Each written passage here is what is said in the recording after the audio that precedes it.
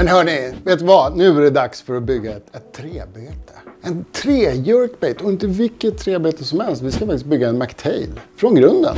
Coolt va? Oj, oj, oj. Hur som helst. Jag tänkte att vi skulle göra en klassisk McTail.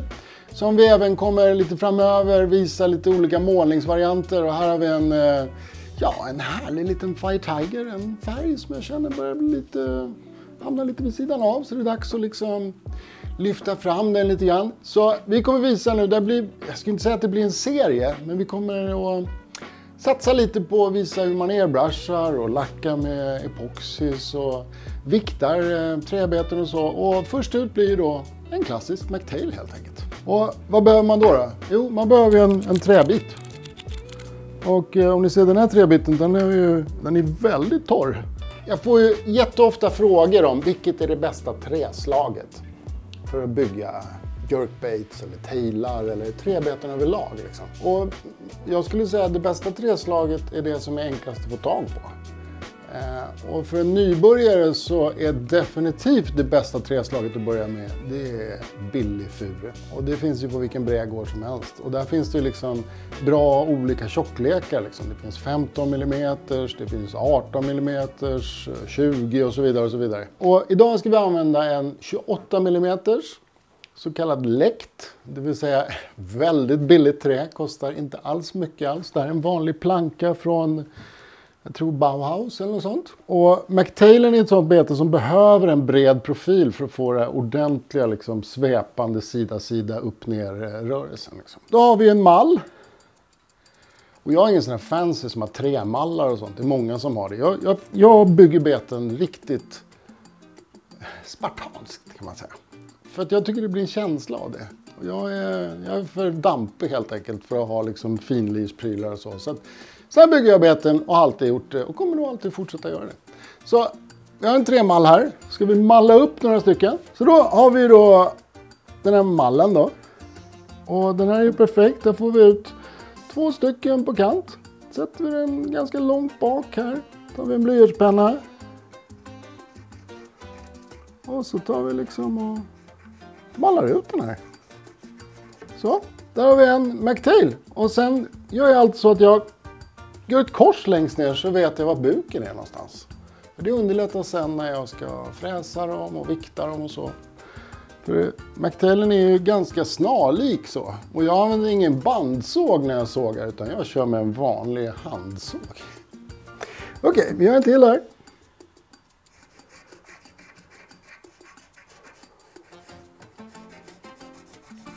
Gör vi en ny litet X. Och så går vi vidare. Och så liksom gör vi så många vi behöver nu.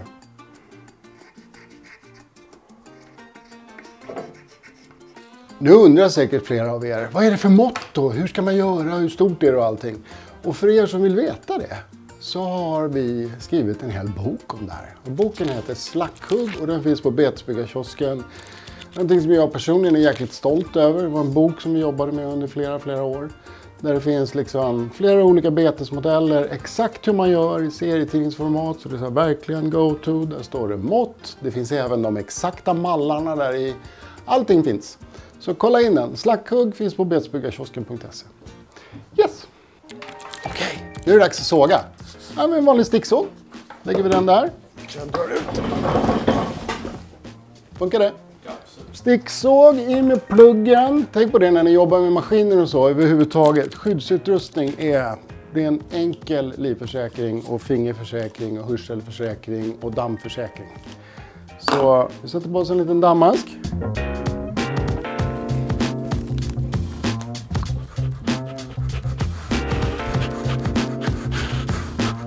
Man blir lite psykopat när man sätter på sig sånt här. Glasögon. Och har man inte glasögon så är skyddsglasögon bra för det kan spruta upp kvistar och sånt i ögonen. Och så hörlurar. Sen sätter vi på den här.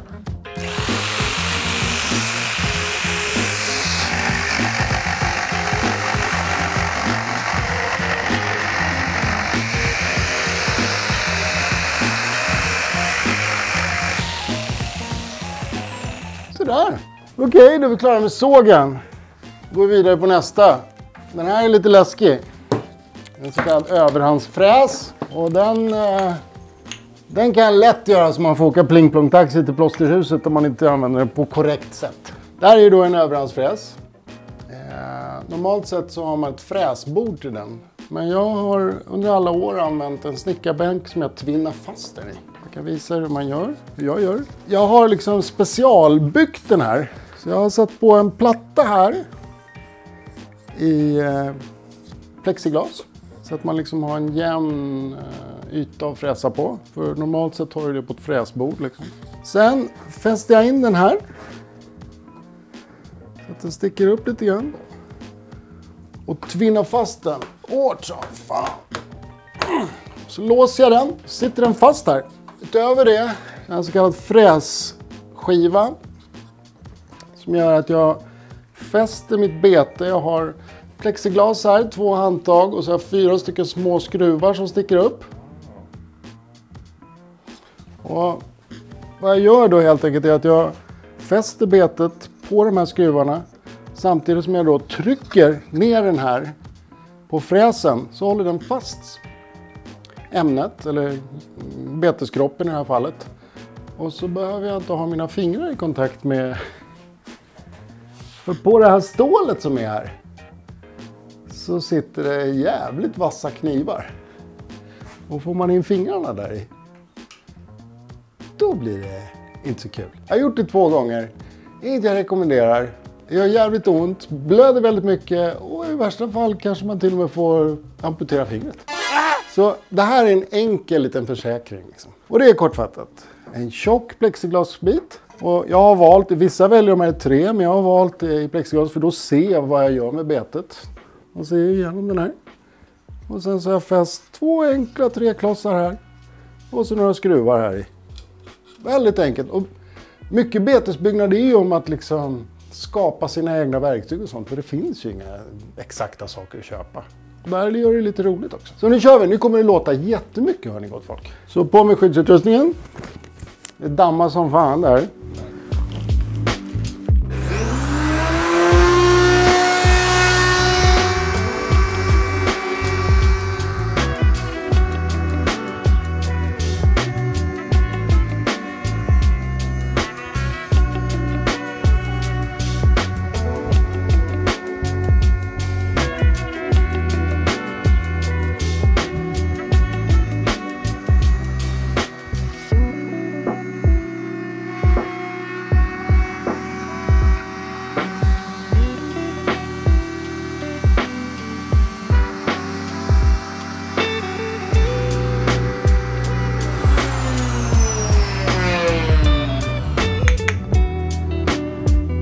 Ja, så är det. Nu ser ni att det är små hål här.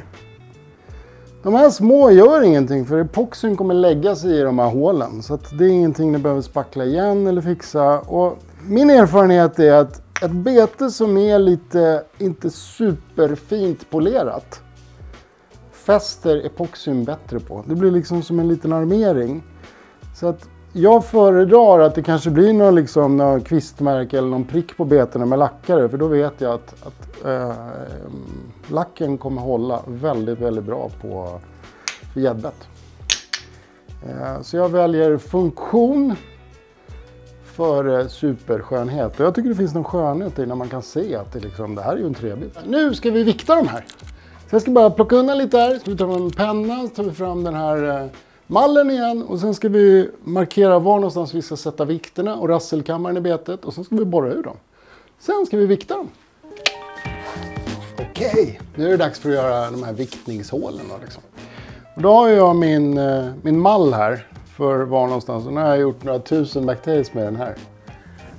Så den här är lite, ja, det finns lite skäl i den här. Så om ni kollar här nu så ser ni de här kryssen som är här, som jag gjorde markeringen innan. Och det var ju för att alltid få betet på rätt köl. Liksom. Det är en enkel sak istället för att man står och kliar sig. Vilket håll var det? Då tar jag mallen, lägger den rakt på så här.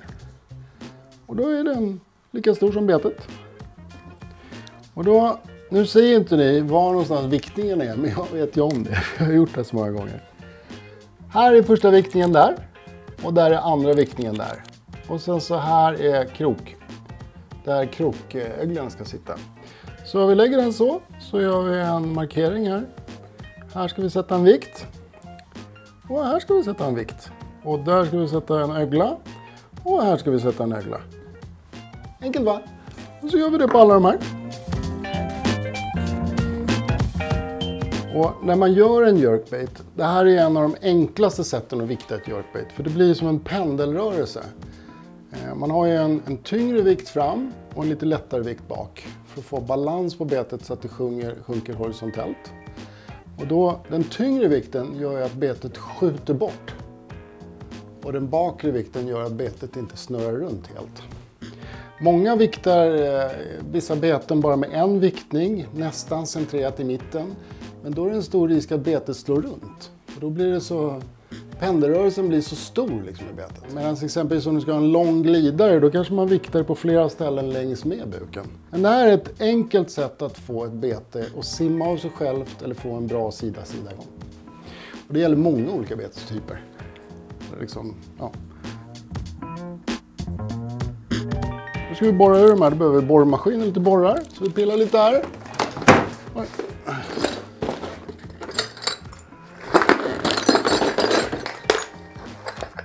Borris. Så har vi en grov borr och så behöver vi en fin borr för vi ska ha rasselkammare i de här också. Så. Här har vi rasselkammare. Så. Ta bort den där. Ja, en ganska grov här. Jag har en 16 mm borr här.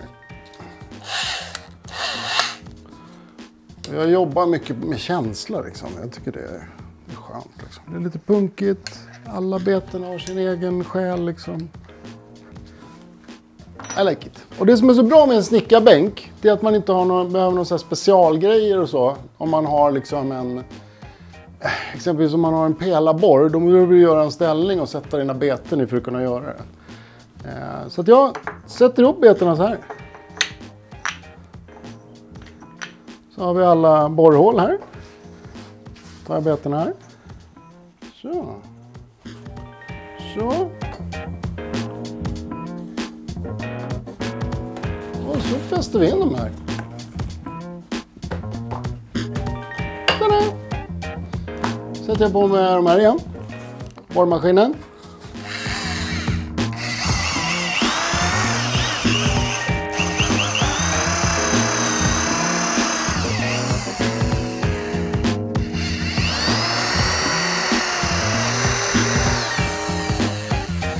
Då är det så här att många som borrar så här, jag borrar ju mycket på känsla liksom.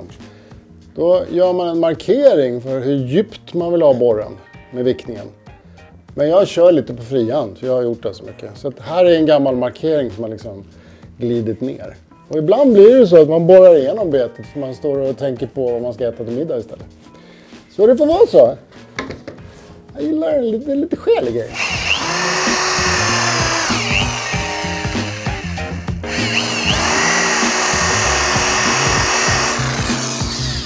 Perfekt! Så, nu ska vi dra på lite rasselkammare också. Då jag använder Svartzonkers 6 mm rasselkammare, så en 6 mm borr. Och då är det så, placeringen av en rasselkammare är ganska viktig. Jag borrar hål och fäster in mina rasselkammare snett in i betet. Det gör att varje gång betet glider ut så rasslar det till, och varje gång man rycker till så rasslar det till. Så även när betet simmar så här lite sakta så rasslar det. Men om man bara fäster betet rakt in i betet, eller rasselkammaren rakt in i betet, då ger det bara en rasseleffekt när du klinkar, det vill säga när du rycker i betet. Men när du lägger den snett och rakt fram, en liten loop neråt så här, då rör den sig i alla spektrum, eller rasslar i varje spektrum. Mitt på, får tänka på vad krokmarkeringarna är, så snett in så, gör ett litet hål först, bara för att få borren att fästa. Och sen så böjer vi det neråt.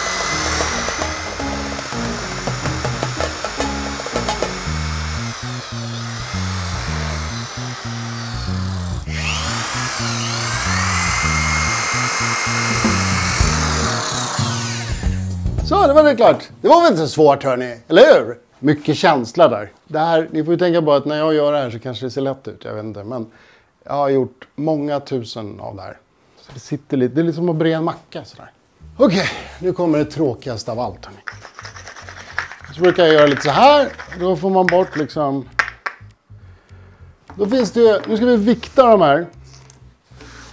Och det finns ju en hel uppsjö av olika sätt att vikta beten på. Jag använder ett sätt som... Jag skulle säga det är bra. Det är ett enkelt sätt att använda om man gör kanske lite mindre beten. Men jag har fastnat för det här och det funkar skitbra för mig. Vissa betesbyggare, de har liksom en exakt linje för, vad ska man säga, de har en formula så att de kan borra ur exakt hur mycket bly eller inte de behöver. Men jag viktar på det här sättet.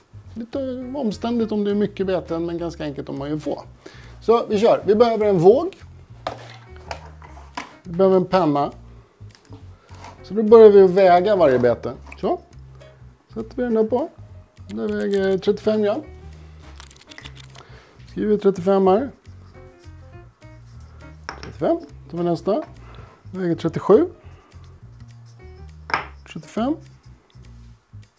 Så, nu vet jag. En McTail-kropp, viktad och klar, bara 3-ämnet, behöver väga ungefär 70 till 75 gram i det här formatet, beroende på hur snabbt sjunkande du vill ha den. Vid 70 gram så blir det nästan helt suspending. Vid 72-73 så blir det en svag sjunkande.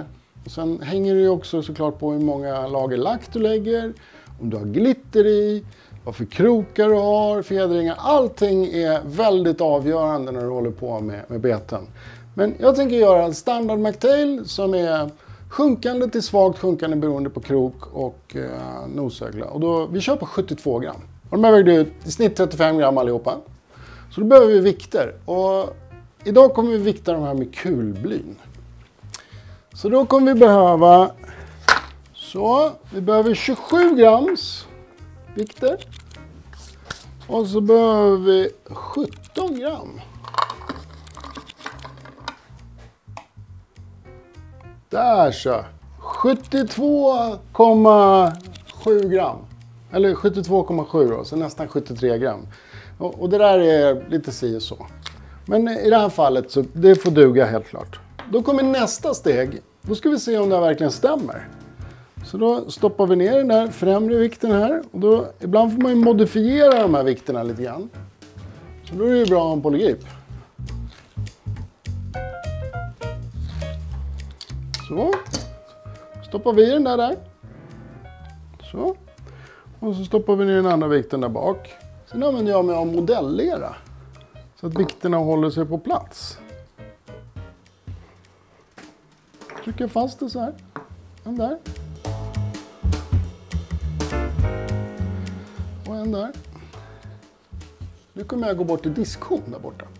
För att se att det här betet sjunker korrekt. Så att varje bete som jag gör viktar jag individuellt. Så jag ser hur betet beter sig i vatten. Och det är någonting som de flesta betesbyggare liksom sätter en heder i. Att liksom varje bete man säljer iväg. För trä är ju ett organiskt material, ett levande material. Så det kan ju skilja jättemycket på hur en träbit väger till en annan.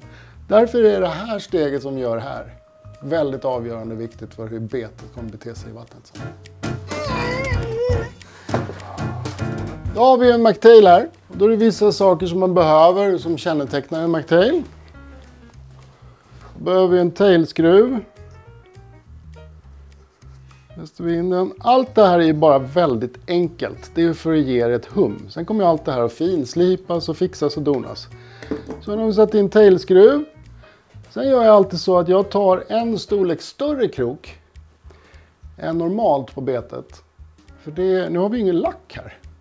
För den storleken större blir vikten, motsvarar ungefär vikten på vad lacken kommer väga som vi sätter på. Enkelt hack. Så sätter vi en krok där. Och en krok där. Och McTailen är ett sånt bete som jag monterar i öglorna i slutfasen på betet. Förutom den främre öglan. Så då tar jag en lite mindre krok. Och den här motsvarar ungefär vikten på nosöglan och beteslåset. Så fäster jag in det så här. Fram. Då blir positioneringen ungefär densamma som på en McTail är original. Så sätter vi in. Så. Nu har vi då en McTail ungefär med all hardware som en original McTail har. Ska vi se hur den beter sig i vattnet. Och det vi vill åstadkomma nu är att den ska sjunka svagt framåt med nosen.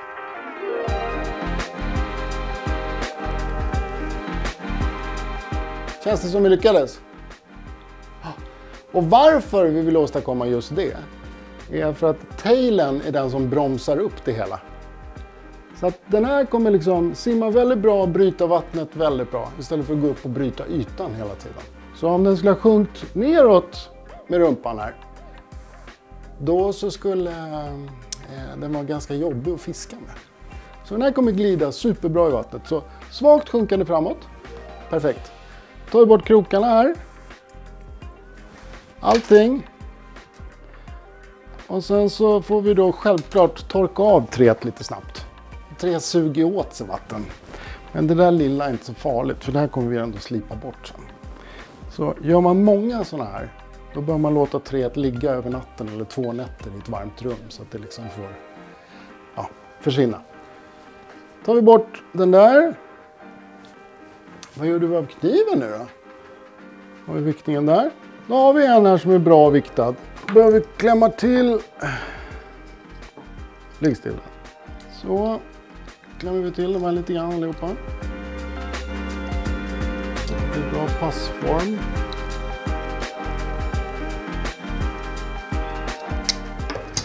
Alrighty. Så, behöver vi rasselkammare. Behöver vi knådepoxy. Pinne. Här kan vi ta bort. Alright.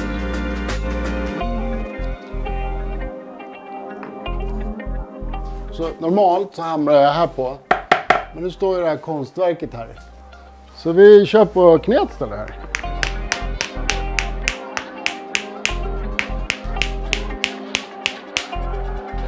Då blir det lite blod, svett och tårar också. Jag slår inte så hårt. Ni undrar varför jag kanske står och gör här och inte slår här. Jo, för att om jag slår här då kommer alla blyn och allting här rulla ner på golvet. Så att allting är i efterfrågan. Jag jobbar lite så här, lite på puma hand. För än en gång, normalt sett så bankar jag här. Men nu står det en massa skit i vägen där. Så smackar vi den här bakre vikten. Boom, boom. Så, och sen ska vi ha en liten razzle. Vi gjorde i Lexan, så att de är väldigt hållbara. Bra rasselegenskaper och det ger ett otroligt härligt... Vad kan jag göra här? Rasslar på väldigt lätt och fint liksom. Själva rasselkammaren är nästan 6 mm så vi har borrat 6 mm hål här i. Och det finns en sak som är viktig när man sätter i rasselkammaren. Det är att verkligen limma fast dem ordentligt. För om de sitter löst, då kommer man knappt höra rasslandet. För trä är ju ett sånt här material som för över ljud väldigt bra. Tänk er en gitarr eller en violin eller sånt.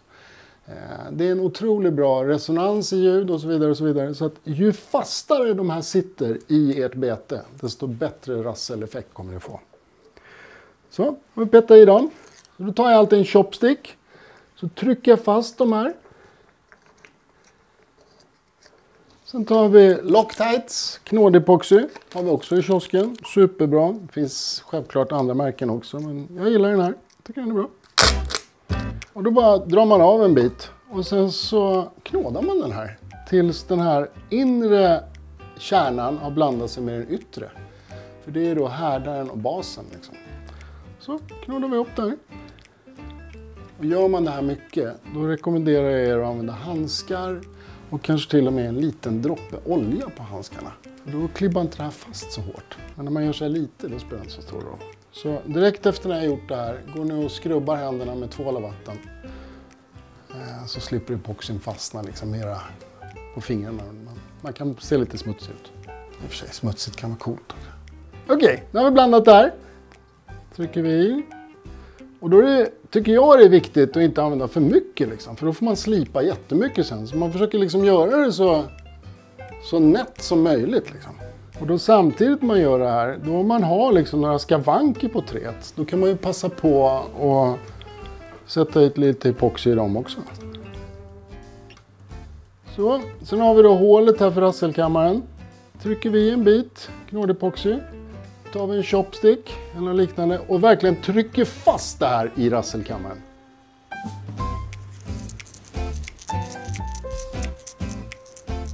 Det är för att det är viktigt att fästa ordentligt verkligen. Gör ni inte det så kommer ni bli besvikna på er själva. För då ljudet liksom, det blir inget bra ljud. Det är liksom, det blir bara något svagt klickande liksom. När man ändå har rassel, då ska det väl låta också. Nu har vi limmat ihop alla de här. Eller kittat ihop dem, eller vad man kallar det för.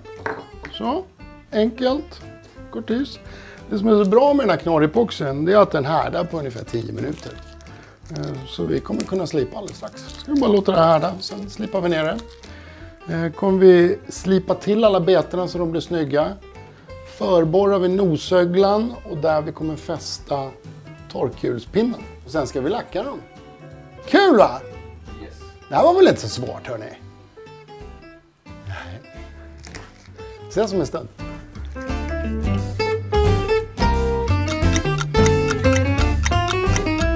Så, nu sätter vi på en sliptrissa här. Och här är det ingen finlir utan jag kör 40 papper. Många de kör allt möjligt, men jag vill ha den här grova ytan för det får epoxin att fästa mycket, mycket bättre. Det blir som en armering.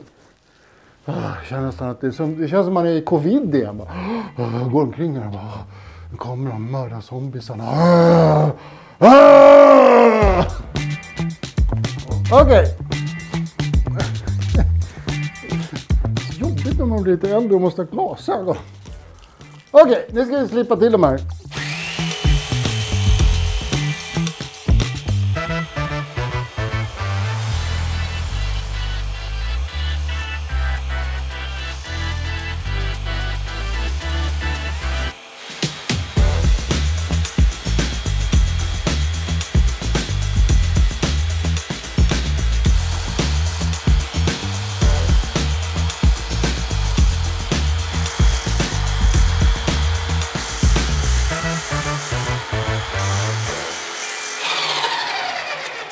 Det där är ju då mycket på känsla det här. Och det, att hålla på så här som jag gör med slipningen på det här sättet är kanske lite gammaldags. Man kan ju göra liksom en fräsjigg, det vill säga att man gör en duplikator utav ett bete och så använder man jiggen mot sitt överhandsfräs så får den exakt likadan varenda gång. Men jag tycker det blir en sån jävla känsla att göra det här och tillsammans med att jag jobbar med den här sticksågen och inte det andra så ger det här mig liksom, jag tycker det är väldigt meditativt skönt. Man kan justera varje liten skavank på betet med den här sliptrissan och så vidare och så vidare. Och så alla beten i sig får liksom sin egen liksom karaktär. Liksom. Mycket av det här, liksom, de här prickarna och allt det här, det kommer ju försvinna. Epoxen lägger sig där i. Epoxen gör väldigt mycket på betet. Men nu ska vi ta och borra ur dem här lite grann. Sätta i en nosögla och handtaget för att ha till torkhjulet. Så vi kan börja lacka dem här. Okej, då behöver vi borra upp öglorna i de här. Då behöver vi en för att hålla de här liksom lackpinnarna då till torkhjulet. Och en för nosöglan. Vi behöver då... På McTailen kör vi alltid de stora nosöglorna. Vi behöver 6 sådana. Det finns i 20-pack och 100-pack. Då gör vi så här. Tar vi en 2 mm borr. Och så borrar vi ett hål för nosöglan.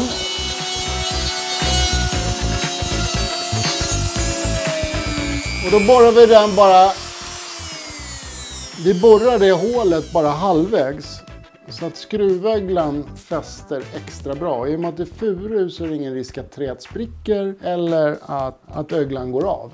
Hade det varit ek exempelvis, då bör du förborra hela vägen in för att ek är så himla hårt. Så gör vi ett likadant hål för lackpinnen.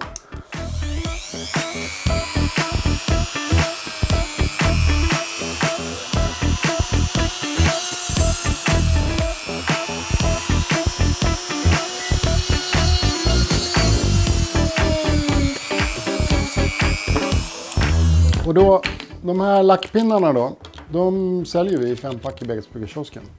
Men det finns en sak som nästan alla betesbyggare som bygger mycket beten verkligen ogillar. Och det är just det här. Det går inte att undgå det. För att det här är liksom lackrester från när du lackar betena. Och enda sättet att få bort de här, det är att liksom justera det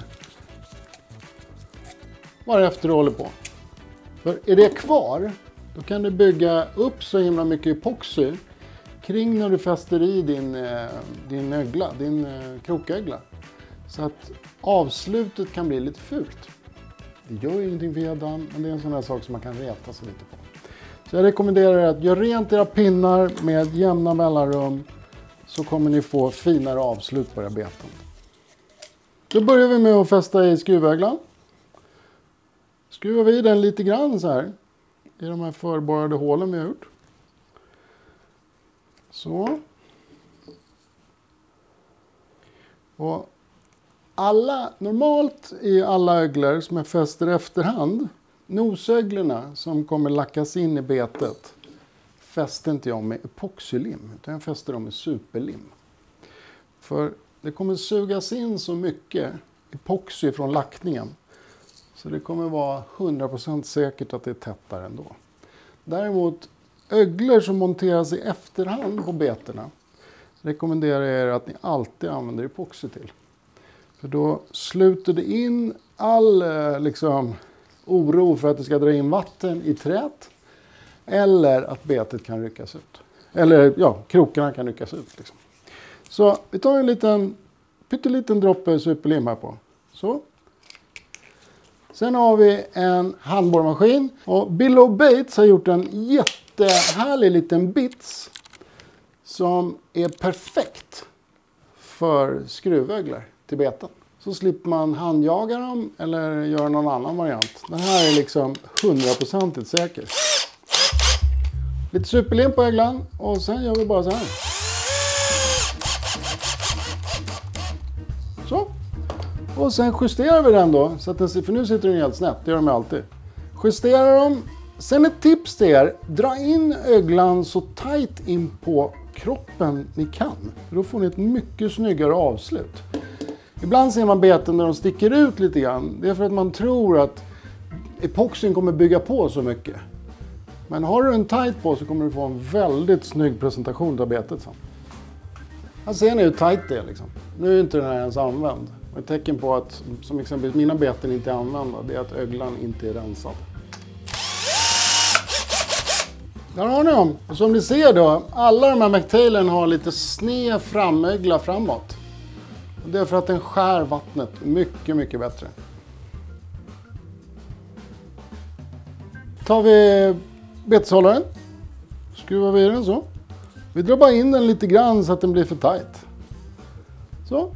Och är det så att träet kvistar upp sig lite grann, vi ska se om vi kan få det, då är det bra att ansa till det med en liten kniv.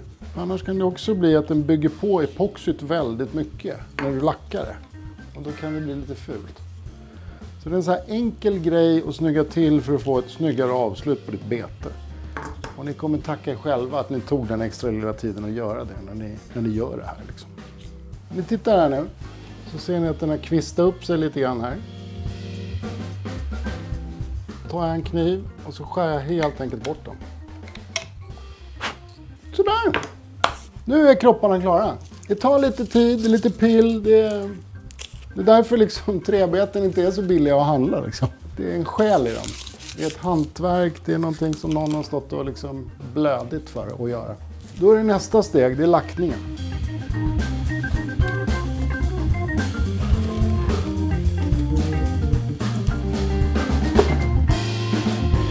Så, men nu blir det lackskola.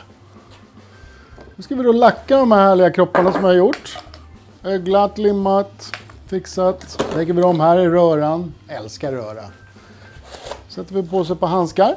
Det finns flera olika sorters epoxy man kan använda till betesbyggnad. Men de vi rekommenderar är sådana epoxysorter som har lång härdtid. Det vill säga, då har de lite mer elastik i sig och de blir inte som glas. Exempelvis snabbhärdande epoxy Du gör en klump av det och släpper i marken, då pulveriseras det. Och det är lite samma sak om du lackar med det. Det funkar, men det är inte optimalt. Som exempelvis då Anders Wolf Creek COV-lack epoxy är fantastisk. Har en lång härdtid, blir superfint, stryktålig.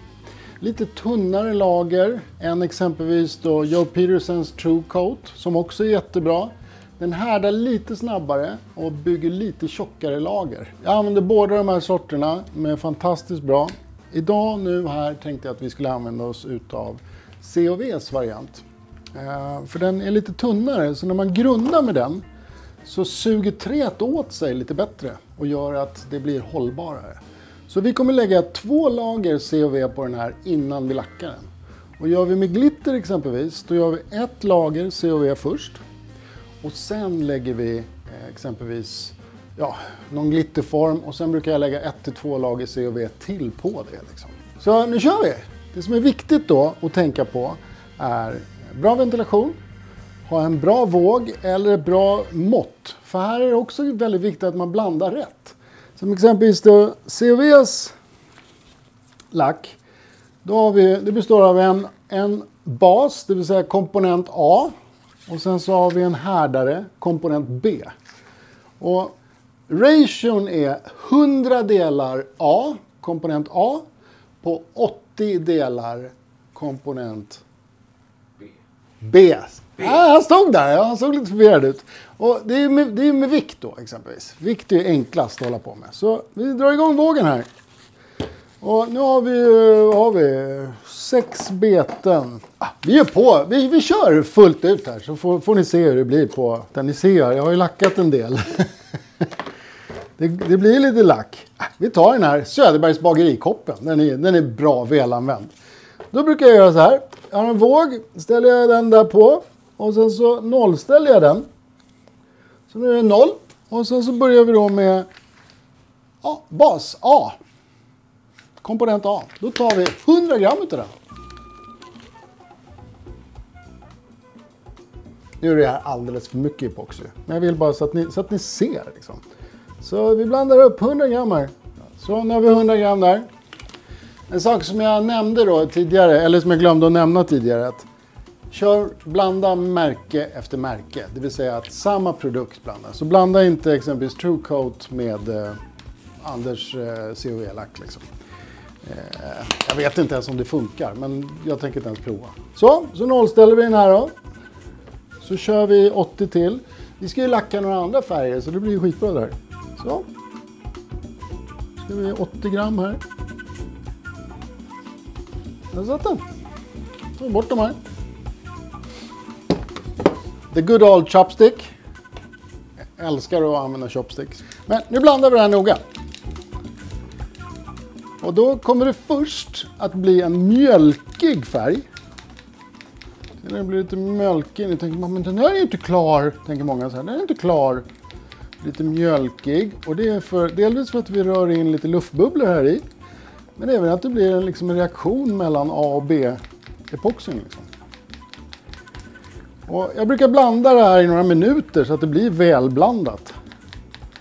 Sen när det är blandat, då bör det stå och gasa av sig. Det vill säga att man tillåter alla luft som har liksom rört sig in här stiga till ytan. I 5-10 minuter ungefär. Nu har vi blandat en ganska stor volym här. Och har man då en stor volym epoxy i en behållare på det här viset, då kommer den snabbhärda. Den härdar snabbare. Och det kanske man inte vill. Det är ju bra om man har bråttom att lacka beten. Då är det jättebra. Men om man vill säga att vi ska lacka 20-30 beten, då vill man ju att epoxyn ska vara lättflytande under en lång tid. Så då häller jag alltid ut epoxyn på en tallrik. En djup tallrik, engångstallrik i det här fallet. För varför den härdar snabbare när den är så här? Det är för att när epoxy härdar så blir den varm. Och ju varmare det blir, ju snabbare härdar den. Så om ni har jättebråttom någon gång, då kan ni värma upp epoxyn. Exempelvis med en gasbrännare och lacka, så kommer era beten härda superfort.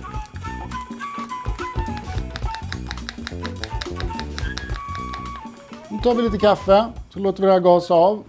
Så ska vi lacka betorna sen. Så, nu ska vi äntligen få lacka de här som vi gjorde. Man ser ju på en gång hur träet liksom suger åt sig epoxin. Liksom.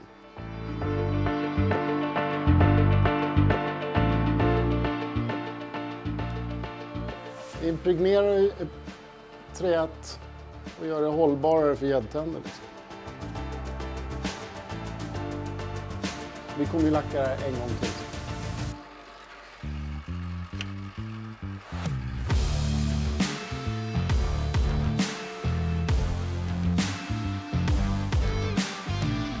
Sen då, tänk på det när ni lackar, att ni inte bygger upp med för mycket lack kring öglan här, eller liksom beteshållaren.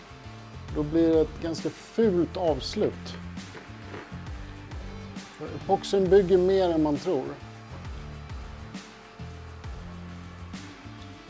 Så, sätter vi det här hjulet, så får de här gå i ungefär 10 timmar och sen så lägger vi ett lager till på den. Sen ska vi måla lite goa betor.